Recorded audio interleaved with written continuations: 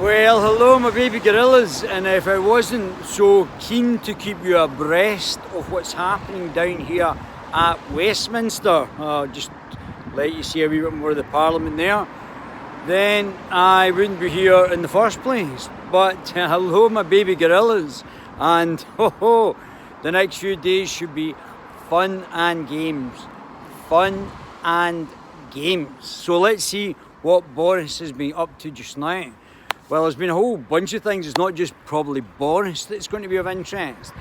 There's Piers Morgan going through Nicola Sturgeon on Good Morning TV, just picking holes in some of the arguments that are getting put about by the SNP.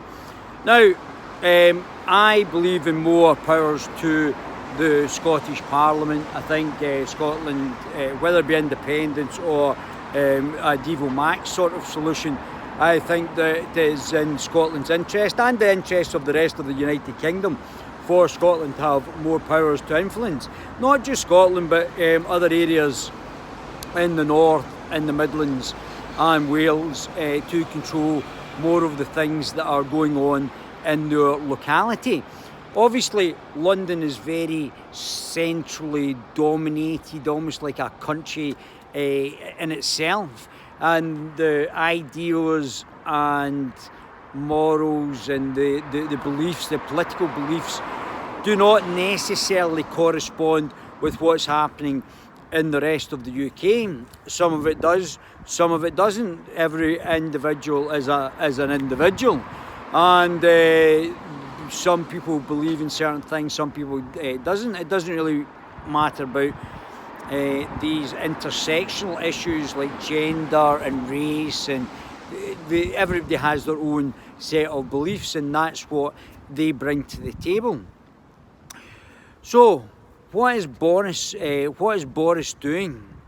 Boris is now potentially going to deselect MPs, the Christian Democrat, the TRG MPs, and if they do not back the no-deal Brexit. Now, Boris also is increasingly looking like he is going to bring back May's deal.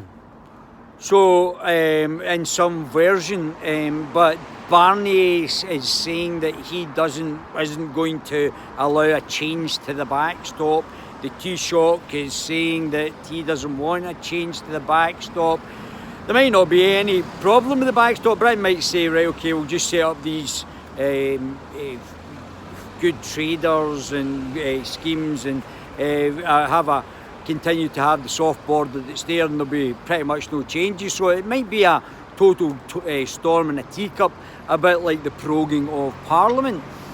So, I mean, it's just very, very interesting, and we're now seeing Boris tomorrow. The next few days should be a bit of fireworks. Jeremy Corbyn, Nicola Sturgeon, Joe Swinton, some of the Rory Stewart saying he's got 22 Conservative Christian Democrats who will not back a no deal, trying to hamstrung Boris. The Green Party, the Plaid Cymru are all potentially going to get this Remain backing against Boris.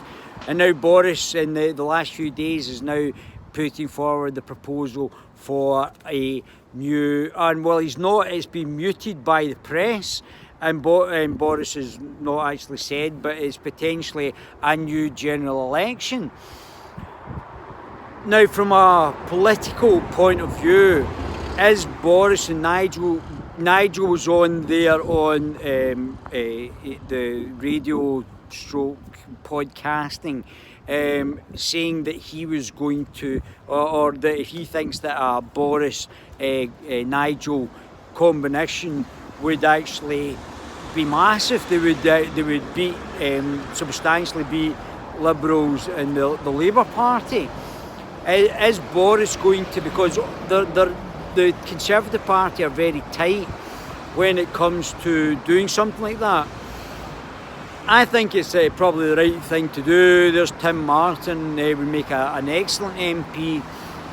And there's certain things that would be synergy between Boris and Nigel, and it would also lead to a massive swing whether the Brexit Party were going to fold into the Conservative Party. They were going to deselect the Christian Democrats. The Christian Democrats are now saying they're going to stand against or stand in these seats as Christian Democrats, or maybe part of the illiberal, liberal, undemocratic Democrats. So we've got some massive movements which I said was going to happen. We are literally now going to see, which I had said months ago, the splitting of the Conservative Party, and whether Boris is such a great tactician that he will actually sit down and parley with Nigel.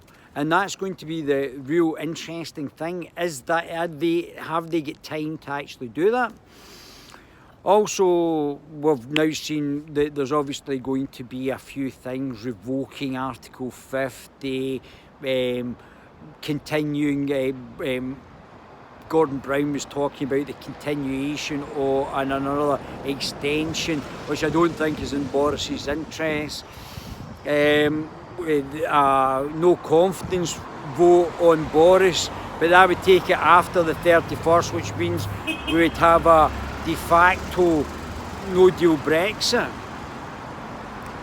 And that means that Boris would have successfully put through Brexit to go into, if he was still a leader, to go into a new election, potentially along with Nigel and Boris together, the Brexit Party and Boris's faction within the Conservative Party, which is a huge part of the grassroots, would be a massive force in British politics. And there's Lord Adonis talking about Remain versus Leave, whether or not that would include UKIP and something like the Scottish Libertarian Party and the UK Libertarian Party and other liberalists as well, going into this new coalition of Leave, and obviously having the Greens, Plaid Cymru, SNP and the Liberals, the Social Democrats and the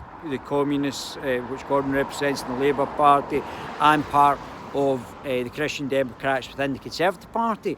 So then you would have two political blocs, obviously being first past the post. You would be better getting everybody together and bringing everybody on board, taking people from each of these parties and putting them in seats where they could win, and there would be Remain versus Leave. It wouldn't be Labour Party versus the Conservative, it would be Remain versus Leave. And this is going to be fascinating. There would have to be very quick talks with all the other leaders from the other parties that are relevant to whether they Remain or Leave, and these people would have to be brought into these coalitions of Remain versus Leave. Oh, fascinating stuff. But then Boris would be out of the EU anyway. So what Boris might think is, well, we'll just keep a Conservative, deselect the Christian Democrats, Rory Stewart, Hammond, Clark, Heseltine, and just get rid of them and just bring in grassroots Conservatives, keep it the Conservative Party. But that doesn't take away from the fact that Nigel is an excellent MP, an excellent leader, an excellent MEP, and could probably add to the Conservative Party. It's going to have to take some very parallel thinking to actually do this, and Mogg, Boris, Nigel, Tim Martins, there's some great guys there, and as well as bringing in smaller parties as well, because the small amounts of votes will matter to bring into a coalition. Obviously this place being first past the post, and this being such a significant moment in British politics, that this is a huge change. And Nigel said that he thinks to Lord Adonis, who has not been elected to anything, that he thinks that a coalition, but both on the Remain side and the Leave, there would have to be egos swallowed and not any bitching and backfighting for both teams. So I mean, it's absolutely incredible what could actually happen. Oh, unbelievable, unbelievable. So that's certainly something. There's Piers Morgan giving Nicola Sturgeon a real hard time about the fact, and rightly so, the fact that she's wanted them independent but governed by the EU, which is not independence. The Scottish Nationalist Party is basically a globalist party, and we know that the moves towards a European Union and African Union and the treaty, the UN treaty in Morocco, as well as the Barcelona process, and also the Union of the Mediterranean for open borders to move towards the one world government. We already know the establishment are backing Antifa, who were standing outside. I don't know where they were, it was on YouTube. They were standing outside some building saying no countries, no borders. So the establishment are obviously backing Antifa, who are clearly, I mean, terrorist thuggery, but they're obviously being backed by the Remain side as they are sort of brown shirts, and the police are obviously taking a sort of distant, not doing their job properly because of they're probably backed by Diane Abbott and these types of hope not hate, which I think is now was funded by George Soros. I think we have to have a lot more transparency. And why is George Soros, a Hungarian American, interfering in British politics? Just like the people in Silicon Valley, there we've got, that's me banned on one of my Facebooks, banned on YouTube, LinkedIn, not banned on YouTube, prevented from live streaming on YouTube, prevented on all my LinkedIn profiles are taken down. If this is not discrimination and targeting based on political ideology, I don't know what is, or people who may oppose the globalist agenda. So, I mean, it's just absolutely incredible. It's just unbelievable what's actually happening, not allowed in there. So what they're doing, just along the green, you've got to have a press pass. So what they'll do is actually use small regulations, just like they did. I'll do something on my qualifications very soon. Small regulations to prevent entry to the market. No Scottish media outlets are along there. No Scottish the Scottish BBC, which I would question whether they were a Scottish company. They're basically governed by the BBC down there, and they set up BBC Scotland, which nobody's watching. So I mean, these are massive things, and these are rules to prevent and stifle new entrants and new ideas into the market, whether it be business or intellectually, to protect those who are obviously making lots of money. Oh, I mean, it's unbelievable, and this is the revolution that we're actually seeing just now. Dominic Frisby, who did a hilarious, he's a comedian, a libertarian comedian, and did a hilarious wee ditty about what the British people send to the establishment, even though they were definitely being browbeaten. Tony Blair now talking about the fact, he's going on about the same stuff that he'd been going about for years. Everything's going to crash, everything's going to be a disaster. The way that you prevent this from actually happening, or a disaster or something else, reductions in growth rate, is by backing British entrepreneurs. Stage 1, Stage 2 funding, and get grant funding. I would prefer to see £39 billion going to entrepreneurs in the North Midlands, North Midlands and Wales, and those money backing entrepreneurs in these areas so that they can generate wealth and generate growth for the country. That's what I prefer, rather than a train link between Manchester and somewhere else. And I bet you the people in these areas would prefer that as well. Oh, it's so much fun, so much fun. So the real thing, would it be just Remain versus Leave, as this next election in political expediency. Boris should be doing this as well. We've already seen a coagulation of the Remain side, and Steptoe and Nicola Sturgeon and the mad people from the Green Party and Plaid Cymru and all the rest of these people are now coagulating together, although they hold very different political opinions. Anna Soubry, the alleged Nazi, are all starting to coagulate around the Remain part. And we saw a lot of people in London just over the last few days, both from the extreme left, like Antifa, and the neo-communists and the communist terrorists there, and a lot of middle-class people who look like liberal middle-class Remainers from London. So we've got these two different groups, like the extreme left and the liberal, the authoritarian liberals, who seem to be trying to make common parlour and join together. And Boris should be doing that with like-minded people. The ego should go out the window, and Boris should be doing that to bring in as much coagulation on the Brexit side, including people on the left who were Brexiteers as well. It's not this sort of paradigm that it's left versus right. There's people from all different parts of the political compass who are looking to do different things. Or wanting different things, should I say, and don't want to be governed by 20 unelected commissioners sitting in £2 million a year.